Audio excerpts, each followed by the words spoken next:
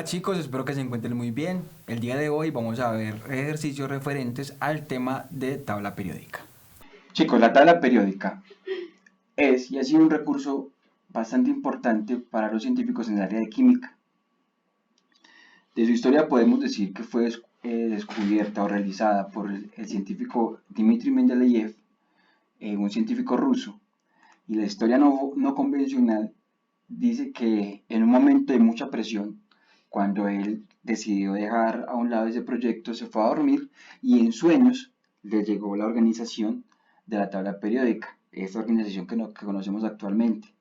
Tanto fue la impresión por este descubrimiento que el mismo Mendeleev dejó ciertos espacios en la tabla periódica en los cuales habrían elementos futuros que hasta el momento no se habían descubierto. Cuando fueron descubiertos en la naturaleza dichos elementos y al ver que sus características coincidían notablemente con las que Mendeleev había dicho de ellos, entonces pues eso corroboró que la tabla periódica estaba correcta y por eso actualmente al día de hoy aún la seguimos utilizando. Bien, resulta que esta organización que Mendeleev hizo también generó en los elementos de la tabla periódica unas propiedades que ahorita vamos a ver y que son denominadas propiedades periódicas, valga la redundancia. Bueno, esto ya es como la introducción. Ahora sí vamos a empezar entonces con los ejercicios respecto a la tabla periódica. El primer ejercicio que vamos a ver dice lo siguiente. En la energía de ionización, si el ion es de carga más 1, se habla de la primera energía de ionización. Si el ion es de carga más 2, se habla de la segunda energía de ionización. El aluminio tiene un número atómico Z igual a 13 y está ubicado en el grupo 3A. De acuerdo con esos electrones de valencia que posee el aluminio, para formar el ion de este átomo se requiere llegar hasta la espacio energía de ionización. Entonces, están las opciones A, B, C o D, primera, segunda, tercera o cuarta energía de ionización. ¿Qué tendríamos que tener en cuenta entonces, chicos? Este valor, el grupo, en este caso es 3A, pertenece al grupo de los elementos representativos. Y estos grupos representativos tienen una característica bastante particular y es que el número romano que identifica el grupo pertenece a la cantidad de electrones de valencia que tiene cada elemento que se encuentra en ese grupo. Es decir, que para poder ionizarlos, pues hay que entonces retirar los 3 o los 4 o los 5 o los electrones que haya en su última capa. En este caso, el aluminio pertenece al grupo representativo número 3A, como lo vemos, y eso indica que tiene 3 electrones de valencia que pueden ser ionizados. Por lo tanto, al ionizar cada uno de sus electrones de valencia, pues vamos a terminar haciendo la ionización hasta la tercera posibilidad. Primera posibilidad de ionización, segunda y tercera ionización de su último ion debido pues a esto que les acabo de decir. Entonces la respuesta correcta sería la C.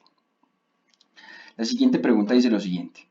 En la tabla a continuación se muestran 5 elementos con su ubicación en la misma. Luego nos dicen, el orden de mayor a menor electronegatividad de estos elementos sería. Bien, esta es una de las propiedades de las que les hablaba al inicio, que se configuran de acuerdo a la organización de los elementos.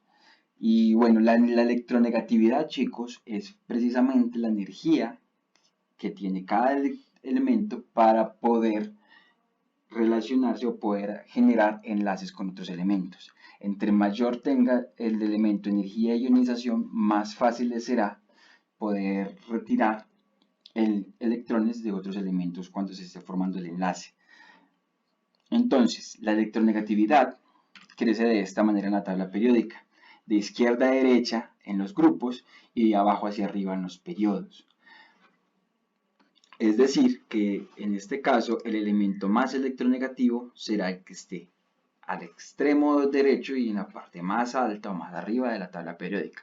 ¿Por qué no se toman los elementos del grupo 8A, chicos? Porque los elementos del grupo 8A, como ya deben saber, son los equivalentes a los gases nobles. Y los gases nobles, en muy poca proporción, por no decir que en ninguna, suelen mezclarse con otros elementos, suelen combinarse. ¿Por qué? Porque su última capa está completamente llena de electrones, es decir, ellos están completamente neutros. Esa neutralidad les impide o les quita la necesidad de que tengan que estar enlazados con otros elementos para estar estables.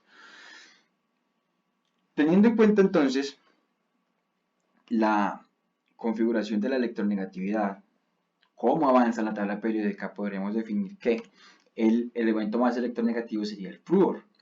El siguiente sería el boro, que está en el mismo periodo, sin embargo en un grupo más atrás, ¿cierto? El tercer elemento con mayor electronegatividad sería el circonio. El cuarto sería el lutencio y ya les voy a explicar por qué. Todos los elementos que se encuentran en esta franja, que son los elementos de las tierras raras, realmente están ubicados en la tabla periódica en esta posición, es decir, en el grupo 3b y en los periodos 6 y 7 de la tabla periódica. Esto me muestra que el lutencio realmente está más abajo y más a la izquierda que el circonio, por lo tanto será menos electronegativo. Por último, por supuesto, en electronegatividad estará el francio, que sería el menos electronegativo en este caso. De acuerdo con eso, la respuesta correcta entonces sería la opción B, que me indica esta misma organización de electronegatividad de los elementos, del más electronegativo al menos electronegativo. Continuamos, chicos. Bueno, esta pregunta, chicos, tiene algo muy particular y es que realmente no necesita que nosotros tengamos información más allá o información teórica más completa respecto a la formación de la tabla periódica o respecto a esos temas semejantes.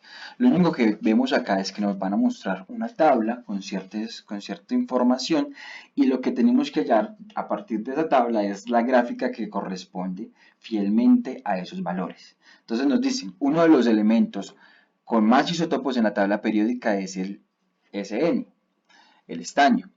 Algunos de sus isótopos y sus características son, entonces acá podemos ver varios isótopos del estaño, exactamente tenemos 6 isótopos, todos con diferente masa. Recordemos que los isótopos son átomos del mismo elemento que tienen diferente número de neutrones. Eso es lo que hace la diferencia entre cada uno de los elementos. Por lo tanto, por supuesto, todos van a tener la misma cantidad de protones al entender que es el mismo elemento, ¿verdad? Lo único que cambia entonces son los neutrones y que eso también hace cambiar la masa atómica. Recordemos que la masa atómica, chicos, es la suma de los protones más los neutrones, ¿verdad? Bien. Entonces, luego nos dicen, la gráfica que relaciona de manera correcta los datos mostrados en la tabla es A, B, C o D. ¿Qué podemos ver, chicos, en estos datos? Por un lado, como ya les hablaba, los protones no cambian y tanto los neutrones como la masa atómica están en constante aumento. Siempre hay valores cada vez mayores de acuerdo al aumento de los neutrones, ¿cierto? Esto me va a ayudar a indicar qué tablas no están siguiendo ese patrón, un patrón de aumento consecutivo. La opción D, por ejemplo, muestra unos patrones bastante irregulares, unos de aumento, otros de disminución, lo que me está indicando que esa opción de respuesta tampoco no es la correcta.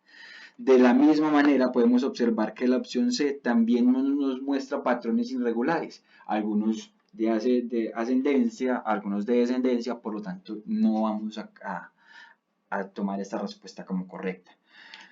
Las únicas que están siguiendo este factor o esta relación son la opción A y la opción B, que nos muestran un aumento en la gráfica de acuerdo a los datos de masa y neutrones.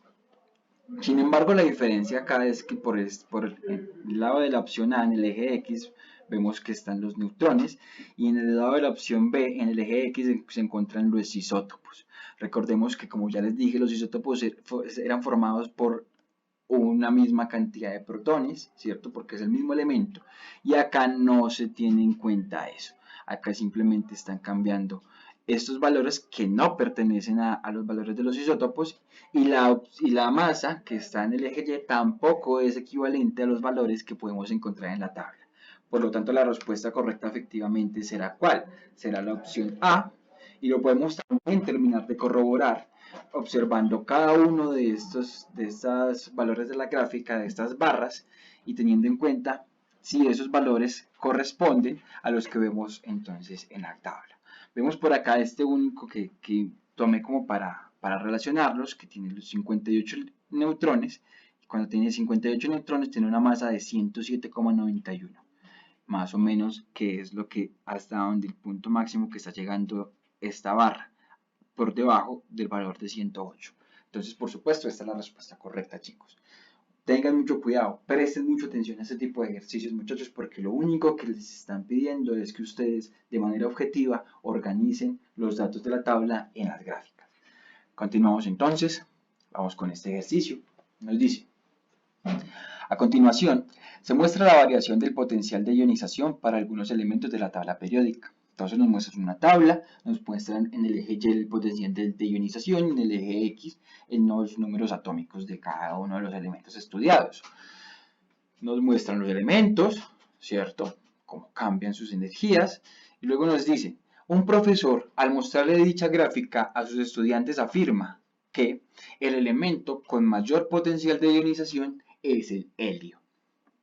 Teniendo en cuenta lo que vemos en la gráfica, pues efectivamente podemos observar que el que tiene la energía de ionización más alta, el que alcanza valores más altos en el eje Y, pues es el elemento del helio, ¿cierto? Entonces esto sería correcto, esta afirmación. Sin embargo, lo que nos preguntan es: ¿dicha afirmación se constituye en una conclusión o evidencia? Esa va a ser la parte delicada de esta pregunta. La opción A dice que es una conclusión porque tiene en cuenta la tendencia mostrada en la gráfica. Sin embargo, el profesor en su discurso o en su afirmación no está hablando de tendencias, sino que está hablando de un punto específico que ha sacado o ha determinado a partir de revisar la tabla, ¿cierto? La opción B nos dice: es una evidencia porque tiene en cuenta la tendencia mostrada en la gráfica. Nuevamente hablamos de tendencias, que es lo que no se está evidenciando en la afirmación que hace el profesor. La opción C dice que es una conclusión porque tiene en cuenta un solo valor específico en la gráfica. Y la opción D dice evidencia porque tiene en cuenta un solo valor específico en la gráfica. Tengamos en cuenta algo, chicos, puesto que la información que él está sacando es estrictamente salida de la información que vemos aquí. Entonces podremos hablar de esa afirmación como una evidencia. Podemos, y se puede entender también a veces, que las conclusiones vienen y se forman a partir de una cierta evidencia de lo que hayamos estudiado, ¿cierto? Sin embargo, las conclusiones son más generales, suelen generalizar más allá la información, extrapolarla y llevarla un poco más allá. Lo que vemos acá es que simplemente la afirmación se basa o se encasilla en la tabla que estamos mostrando acá en la gráfica que se puede observar en la imagen. Por lo tanto, siendo esto específico de la información aportada en el contexto, vamos a comprender que lo que realmente se está hablando es de una evidencia, aunque las evidencias también pueden ser conclusiones más generalizadas. En este caso, la afirmación se basa únicamente en la evidencia de que el elemento que más alto llega en potencial de ionización es el helio. Por lo tanto, por eso esta es la respuesta correcta, la opción D. Bien, continuamos, chicos, continuamos por acá. Esta pregunta nos dice: en una prueba de laboratorio se realizó un experimento para determinar la electronegatividad relativa de una especie de elementos A, B, C, D, E, F, G y H, de los cuales no se conoce su identidad. Para esto se determinó cuál elemento atraía con mayor intensidad los electrones en una serie de compuestos binarios, es decir, formados por dos elementos. En la siguiente tabla se muestran los compuestos estudiados y el elemento más electronegativo presente en cada uno de ellos. Entonces en la tabla nos muestran los compuestos y los elementos más electronegativos de cada uno de estos compuestos, ¿cierto? Luego nos dicen que uno de los investigadores concluye que el orden de electronegatividades de los elementos es el siguiente. Es decir, él los acomoda del más electronegativo al menos electronegativo, ¿cierto? Luego nos preguntan, ¿cuál de los siguientes es un error que presenta la metodología de la investigación? Vamos a ver, vamos a empezar con cada una. La opción A. No se estableció la diferencia de electronegatividades entre los elementos de cada compuesto.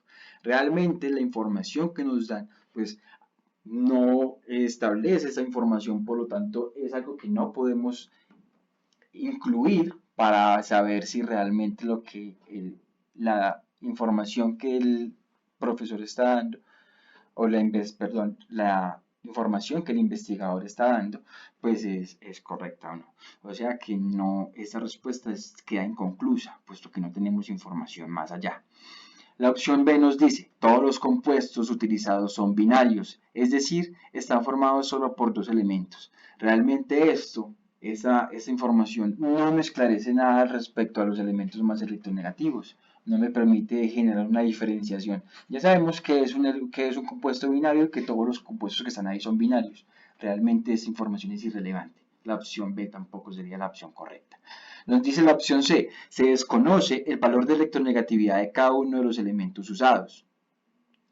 Y esto también es correcto y se asemeja con lo descrito en la opción A, de que la información específicamente que vemos en el contexto, pues no nos está detallando ningún valor de electronegatividad por el cual podamos llegar a hacer esta relación. Sin embargo, podríamos hacer la relación sin necesidad de obtener cada valor de la electronegatividad de cada elemento.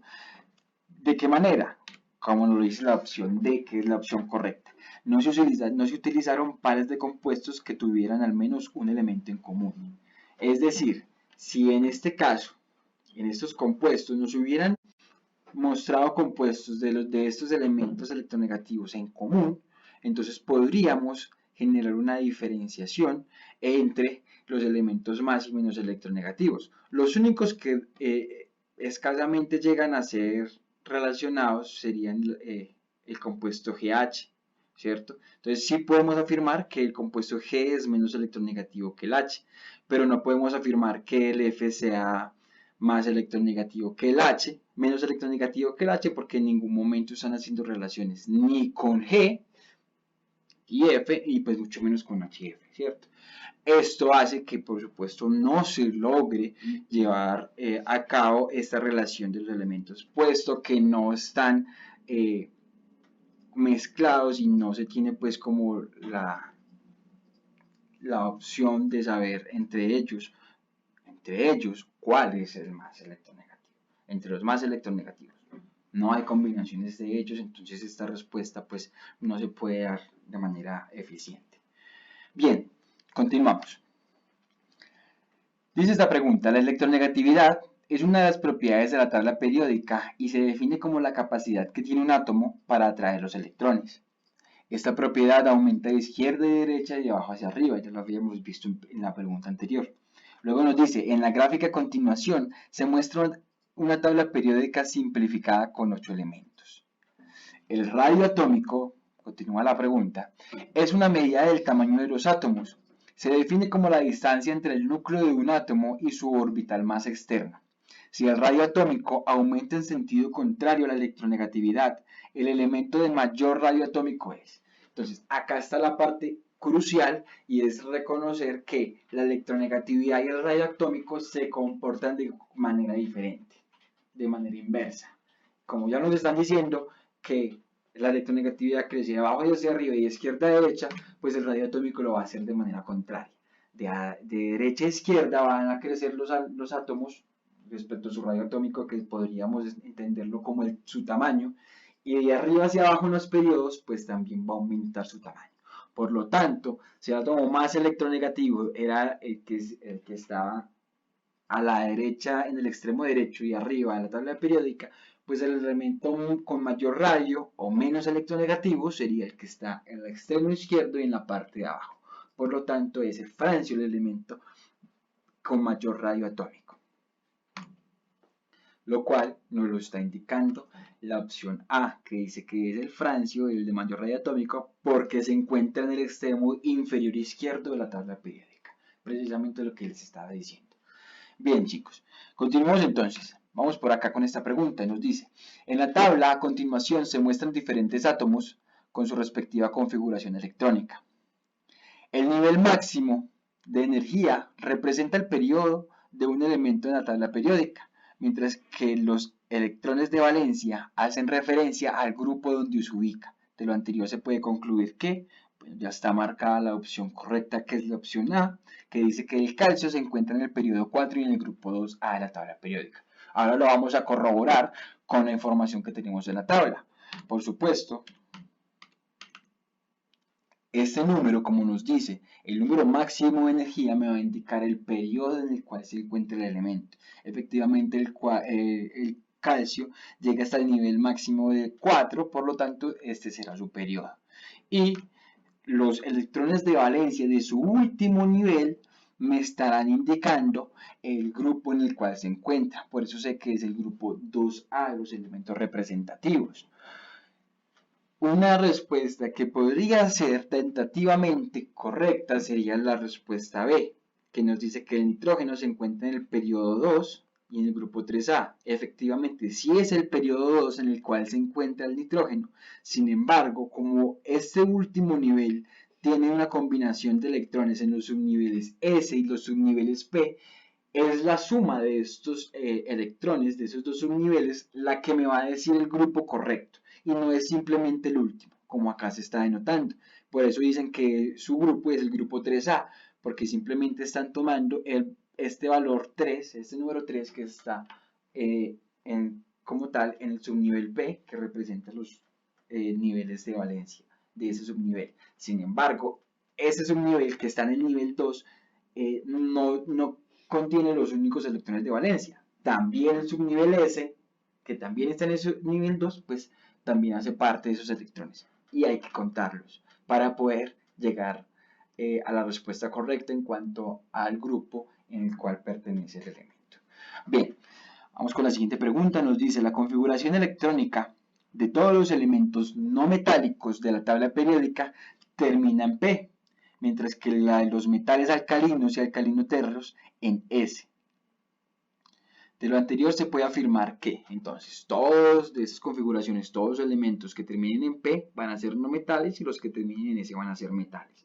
Eso es lo que vamos a tener que entender para reconocer la respuesta correcta. Nos dice la opción A, el calcio y el nitrógeno son metales porque su configuración electrónica termina en S. Lamentablemente el nitrógeno no termina su configuración electrónica en S, por lo tanto esta no será la respuesta correcta. La opción B, el nitrógeno y el oxígeno son metales porque su configuración electrónica termina en S. Podemos ver que efectivamente no es así, su configuración electrónica termina en P, entonces esta respuesta tampoco está bien. La opción C, el calcio y el potasio hacen parte de los metales alcalinos y alcalinotérreos porque su configuración electrónica termina en S. Bueno, vemos que sí, efectivamente su configuración electrónica termina en S y lo que nos dice el contexto es que estos elementos pertenecen al grupo de los metales alcalinos y alcalinotérreos. Por lo tanto, esta es la respuesta correcta, chicos. La opción D pues nos habla también de que el potasio y el nitrógeno son metales, pero ya vimos que el nitrógeno no es un metal, puesto que su configuración electrónica termina en P. Bien, ya estamos por terminar, chicos. Vamos con estas últimas preguntas. Nos dice, en la siguiente imagen se muestra un esquema de la tabla periódica y el diagrama de Molière, se dice así, el cual es utilizado como guía para hacer distribuciones electrónicas. Bien, ese diagrama de Molière, que es el que nos ayuda, como vimos ahorita, a generar la configuración electrónica de un elemento, que es donde se ubican los electrones, únicamente los electrones, ¿cierto? Y del elemento estudiado. Luego nos dicen, para un mismo periodo de la tabla periódica, se puede decir que un átomo de un elemento ubicado en la región, entonces, tengan en cuenta esto, que nos habla de que vamos a revisar los elementos de un mismo periodo. Recordemos que los periodos son las filas, ¿verdad? Estos que vemos acá de izquierda a derecha. Entonces, en un mismo periodo es donde vamos a estudiar cada una de las opciones. Nos dice, la región B tiene más electrones en su estructura atómica que uno que está en la región H. O sea, que esos elementos tienen más electrones en su estructura que los de la región H en un mismo periodo. Esto es falso, ¿por qué, chicos? Porque en un periodo los elementos van aumentando de izquierda a derecha, ¿en qué? En su número atómico. Su número atómico representa el número de protones y teniendo en cuenta que el número de protones tiene que ser igual al número de electrones en un átomo neutro, pues entonces los electrones también irán aumentando de izquierda a derecha en cada uno de los elementos que se vaya contando en ese periodo. Entonces la opción B no es la correcta, la opción A. La opción B dice, A tiene igual cantidad de electrones a lo largo de su grupo, al tener todos el mismo nivel de energía. Recordemos que lo que estamos viendo es en el periodo, no en el grupo. En un grupo podríamos pensar que sí se tienen los mismos niveles, los mismos electrones, pero de valencia, no los mismos electrones en cada uno de los átomos. Esto sería incorrecto. La opción C nos dice que la región F tiene más electrones en su estructura atómica que uno que está en la región A. Esto, con lo que ya dijimos anteriormente, podemos saber que es correcto, porque de izquierda a derecha es que se ve en un mismo periodo el aumento de los números atómicos y por lo tanto también de los electrones. Por lo tanto, esta será la respuesta correcta, chicos.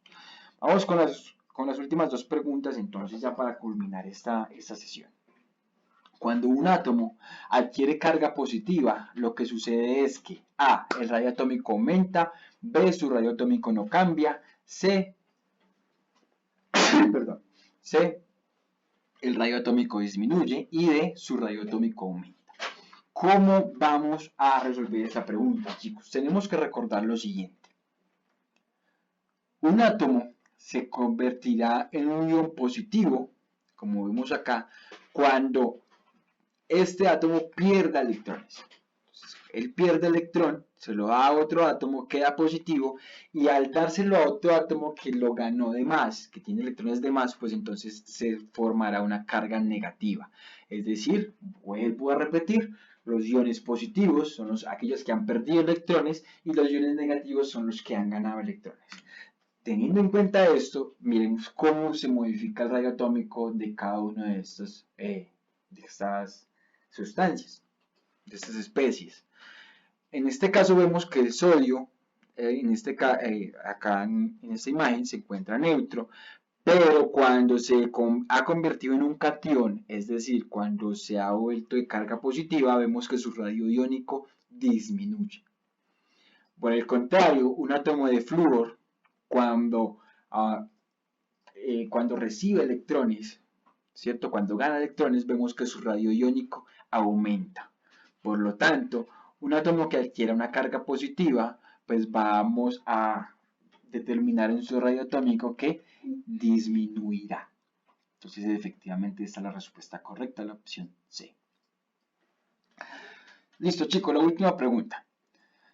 Los puntos de fusión, al igual que las masas moleculares, disminuyen de forma inversa la energía del enlace, como es el caso de los compuestos binarios de los halógenos con excepción del flúor. Teniendo en cuenta lo anterior, para las siguientes sustancias nos muestran las sustancias, nos muestran su energía de enlace y nos preguntan el orden que se encontrarían de mayor a menor masa molecular. Sería, ¿qué tendremos en cuenta acá, chicos? Y otra vez se los voy a repetir. Tienen que estar muy atentos a la información que nos brinde el contexto. Porque en la mayoría de casos, por no decir que en todos los casos, la información está ahí contenida, está de manera explícita, sino que tenemos que desmenuzarla. Entonces, por acá nos dicen, y este es el factor que nos va a permitir reconocer la respuesta correcta. Las masas moleculares disminuyen de forma inversa a la energía del enlace. Es decir, un enlace con alta energía, ¿cierto?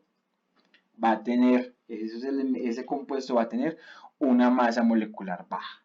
Y un elemento con masa molecular alta, pues va a tener más baja su energía del enlace. Por lo tanto, de acuerdo con estos datos, pues este valor de la energía del enlace del yodo molecular, que es la más baja de todos, me indica que este compuesto es el que tiene mayor masa. Y así sucesivamente, pues entonces vamos a organizarlos. El cloro molecular, que tiene mayor energía de enlace, pues por lo tanto tendrá menor cantidad de masa. Entonces, de mayor a menor masa molecular sería esta respuesta correcta, la A. donde el yodo va a tener mayor masa molecular pero menor energía de enlace, seguido por el bromo y por último el cloro, que tiene menor masa molecular y mayor energía de enlace. Bueno, chicos, espero que estos ejercicios que vimos el día de hoy les sirva de gran ayuda, que los tengan en cuenta para sus futuros ejercicios y que estén muy bien. Hasta luego.